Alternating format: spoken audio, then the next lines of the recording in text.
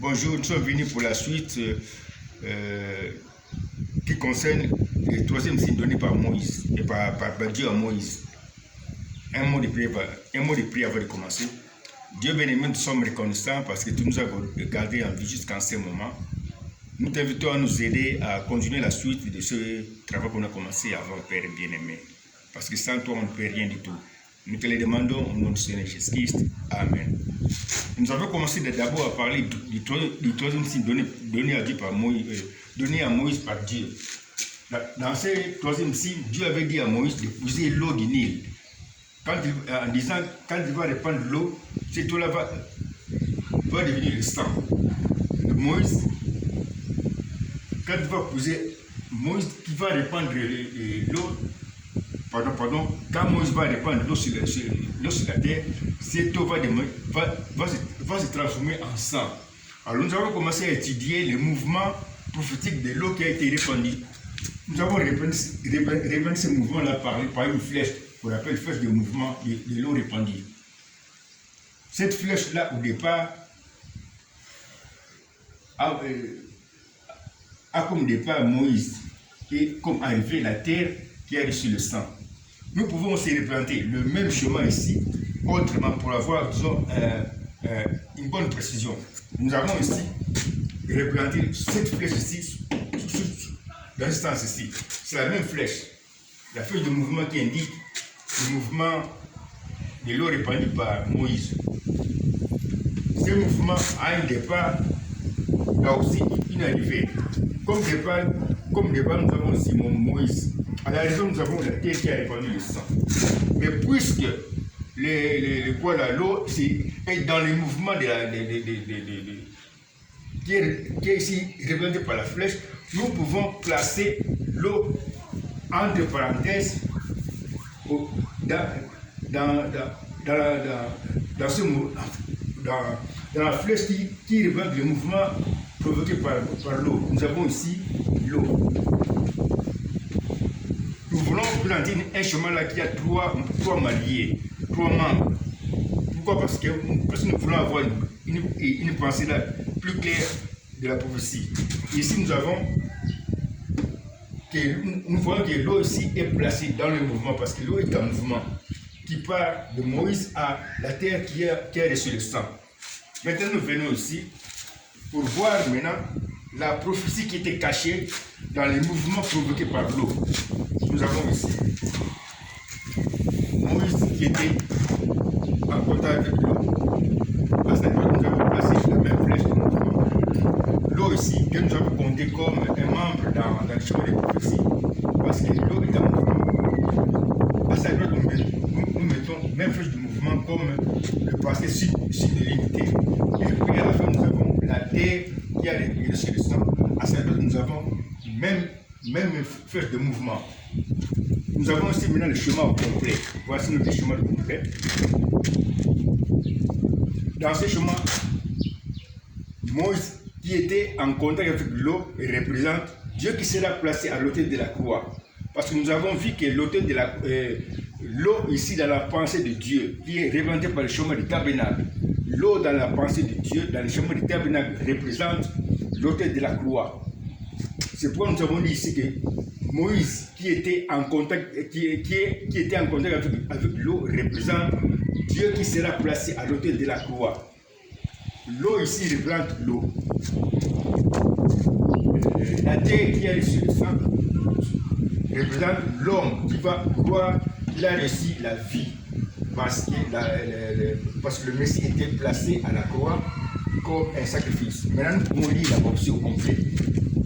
Dieu qui sera placé à l'autel de la croix, qui est représenté par Moïse qui était en contact avec l'eau, va répandre comme de l'eau son sang qui sera sa vie qu'il va donner à l'homme qui va croire qu'il a reçu la vie parce que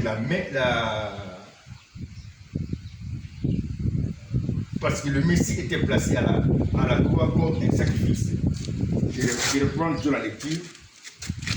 Dieu qui sera placé à l'autel de la croix, qui est répandu par Moïse qui était en contact avec l'eau, va répandre comme de l'eau son sang qui sera sa vie qu'il va donner à l'homme va croire qu'il a reçu la vie parce que le Messie était placé à la croix comme un sacrifice. Si quelqu'un croit que le Seigneur Jésus-Christ était placé à la croix pour lui donner la vie, alors il va recevoir la vie. Mais si quelqu'un dit qu'il a la vie, alors qu'il ne croit pas à la mort du Messie à la croix, il n'a pas la vie. C'est ça qu'ils ont la partie qui est exprimée ici. Alors maintenant, voir la promesse. Ici, nous avons aussi la promesse de Christ qui va mourir à sa première venue.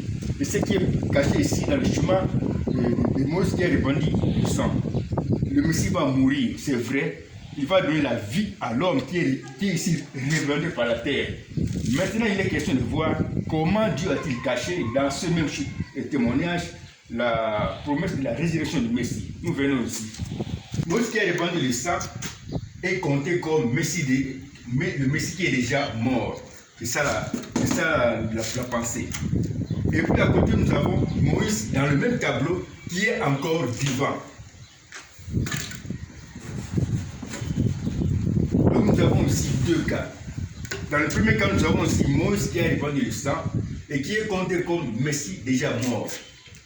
Mais dans le deuxième cas, nous avons Moïse qui est encore vivant. Ceci nous montre qu'il y a au même endroit l'unité de ce cas ici et de ce cas ici. Les deux cas sont différents, mais dans la pensée de Dieu, parce qu'on se trouve dans le même tableau, au même endroit, ces deux cas sont mariés. Dans le premier cas, on dit que Moïse qui a répandu le sang est compté comme Messie déjà mort. Dans le second cas, on nous dit que Moïse est encore vivant. C'est pourquoi nous avons indiqué comme le pasteur signe de l'unité qui unit Moïse dans le cas ici et Moïse dans le cas ici, pour avoir un schéma de prophétie que nous avons trouvé. Ce schéma nous montre ceci. Moïse qui a répandu le sang et qui est compté comme Messie déjà mort représente le Messie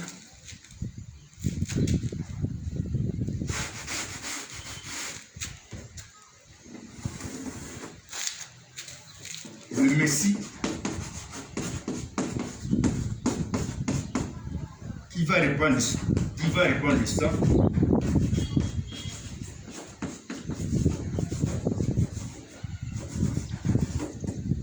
le Messie qui va répandre le sang sera mort.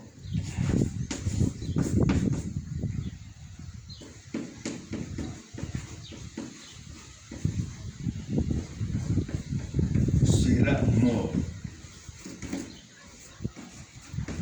Le Messie qui va répandre le sang sera mort, comme un sacrifice sera mort. Mais, il y a un changement d'idée, mais sera vivant.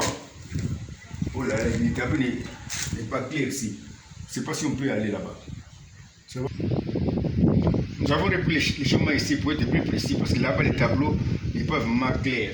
Ici, c'est plus clair. Nous avons dans notre schéma Moïse qui a répandu le sang et qui est compté comme Messie déjà mort. Et nous avons l'autre cas ici de Moïse qui est encore vivant dans le même tableau, au même endroit. C'est pourquoi nous avons trouvé la prophétie qui dit ceci. Le Messie qui va répandre le sang sera mort. Autrement dit, le Messie qui va répandre le sang et qui est répandu par Moïse qui a répandu le sang sera mort, mais sera vivant comme Moïse.